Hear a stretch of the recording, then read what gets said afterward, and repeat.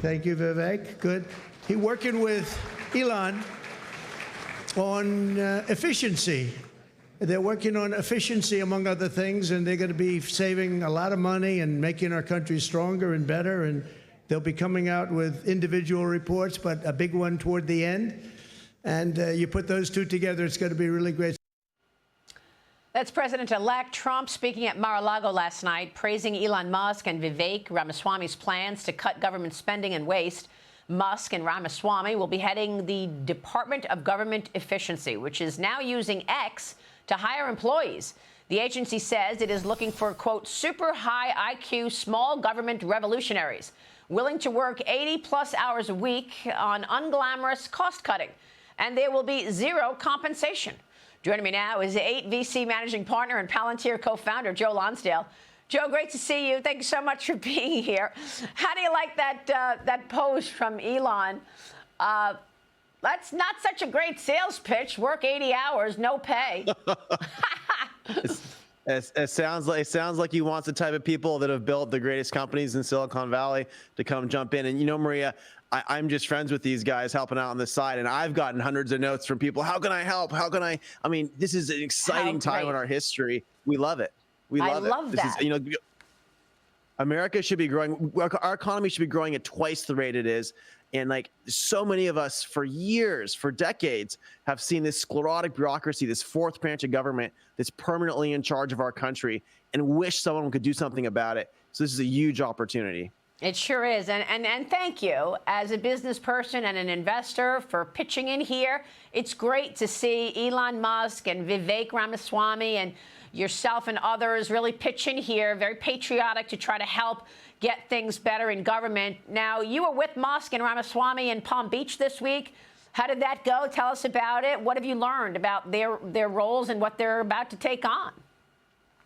Oh, well, you know, I was just visiting friends. I can't speak for them, but what I'll tell you is this is a very serious effort, right? The only way this is going to work is that, you know, is that they're part of the transition and helping out and making sure we're putting people in who are going to be bold. Listen, Maria, when you go to D.C., one of the rules in D.C. is this fourth branch of government. It is cocky, right? It is so convinced. I even talk to friends and friends of friends now, like, oh, they can't do anything. They're not going to be able to stop us. We're too powerful. Like, there's two rules for what that government actually does. One is they give hundreds of billions of dollars to their friends.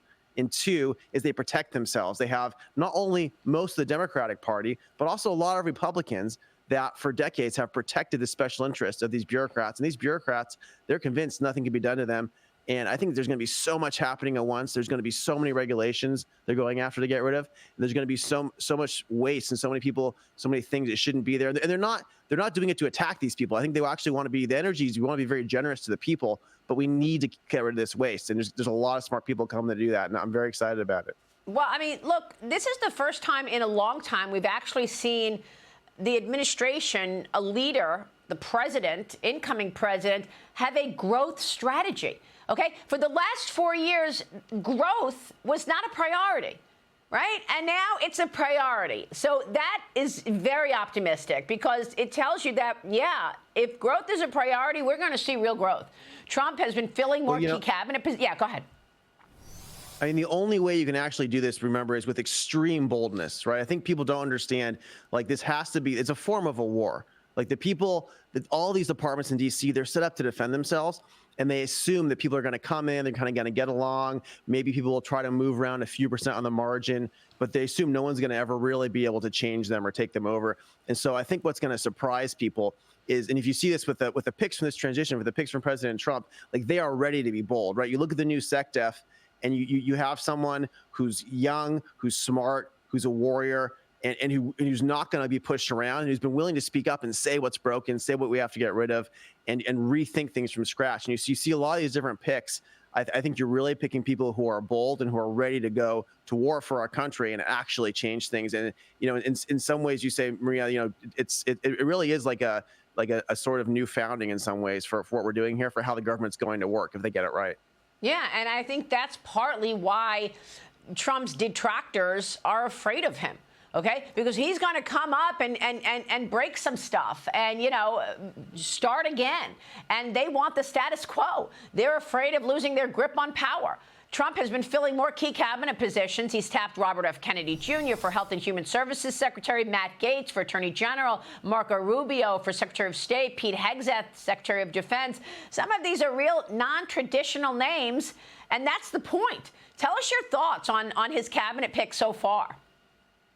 Well, Maria, there's a lot of really bold people. There's a lot of people that are not willing to be controversial. You know, even last time in the Trump administration, a lot of the people, if you looked, they really didn't want to be attacked too much in the press. They didn't want to be seen as too aggressive. They didn't want to kind of make their lives stressful by going against things. And I think this time it's very clear the message is we're going to pick people who are the boldest people, who are not afraid to be attacked. In fact, who are going to be attacked, but they're going to work with the administration and they're going to root things out. And they're going to change how things work in D.C. and they're not going to accept the status quo. And this is something you've never seen before in our lifetime. Yeah, I love it. And I think that this time around, this whole resist BS is not going to work. OK, the resist, it's just not going to work. People want change. We know that. So I want to get your take on where the growth is today. Joe, you have been an astute investor, certainly when it comes to defense, when it comes to real growth stories in America. Defense stocks were down as investors are worried about some changes coming to the Defense Department. But look, we need to bulk up our defense because we've got our adversaries on the march. How do you see that in terms of growth and investing around what we're about to see? You know, Maria, I'm glad defense stocks are down. The public defense stocks should be down because the legacy defense companies are really close friends with the sclerotic bureaucracy and have been getting away with tons of nonsense and ripping off our country. And it's unacceptable. And they have a lot of people in Congress on their pay. They have a lot of people in the department going in and out on their pay. They have a lot of mediocre generals. You know what happened in the last time we did something like this is right around 1940. They took out hundreds of generals and they realized they were crony. They realized a lot of them were old, unfit. And by firing a lot of those people, it made way for people like Eisenhower, for people like Patton. I have a sword upstairs here. I keep the design from World War I. We had made a lot of the great men in our country came up and actually fixed things. And so what we want to see is defense stocks down because what that shows is that things are going to get shaken up according to what the market's worried about. Because we actually need to make room for the new innovation and not just to keep funding people to do things cost plus that cost 10 times as much as they should. That's yesterday's technology. So this is very exciting to me. Yeah, I think that's spot on. So, Joe, where specifically do you think we're going to be investing, and where is the growth within defense? Is it drones? Is it, crime-related products? What specifically are you looking at?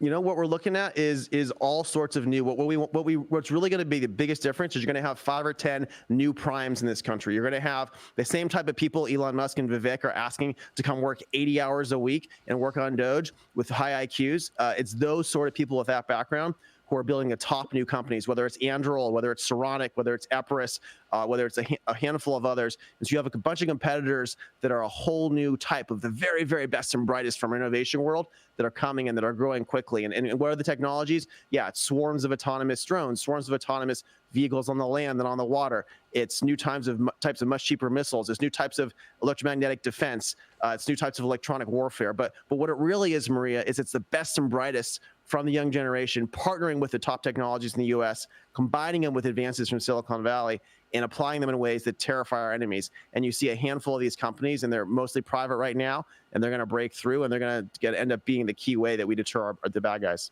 I love it. Joe, real quick on crypto. I was with one of the lawmakers last night on Digital Assets Committee, and he told me when Trump comes into office, we're going to see the crypto industry, blockchain-related companies, revolutionize our economy. Do you believe that? How do you think things change? I think that the SEC has been harassing crypto, just like almost every other regulatory agency has been harassing every one of us and everything it does. And I think that, listen, you still want to stop any kind of crazy schemes because there are crazy schemes that go on in crypto, and those will be stopped. But I think crypto will be a way that a lot of things can coordinate in AI, that a lot of things can coordinate in many parts of our economy. And I'm very bullish on what it's going to do when Trump comes in. All right, Joe. Great to talk with you. Thanks so much. We appreciate it. Thank you. Joe Lonsdale joining us. Stay with us. We'll be right back.